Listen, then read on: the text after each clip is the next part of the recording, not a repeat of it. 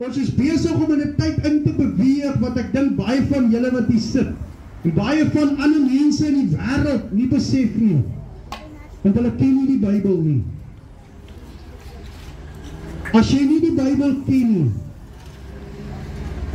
of hom lees en die Here vra vir leiding, die mense gaan dit donker raak om julle. Dit gaan donker raak om my. Dan die lig van die Here kan nie in my lewe inskyn sonder Jesus Christus nie. Daarom is daar baie mense wat die verkeerde dinge kies, want hulle wil nie in die lig wees nie, hulle wil nie hulle sonde bely nie. Ek wil vir jou vandag vra, wat se keuse het jy vanoggend gemaak toe jy wakker geword het? Was dit reg of was dit verkeerd? Hoeveel keer het jy nie dalk al 'n leuen vertel in hierdie kort paar ure wat verby is nie?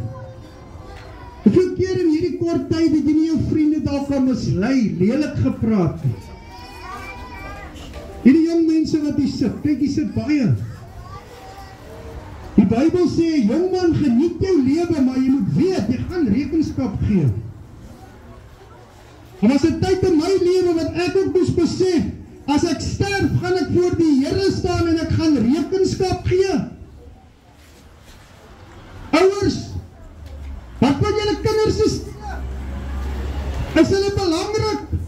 Hierdie klein dogtertjie, is die dogtertjie vir jou belangrik?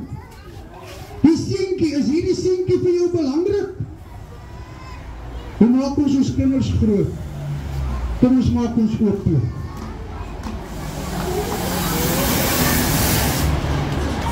Johannes, soos vele ander mense, kom ons maak ons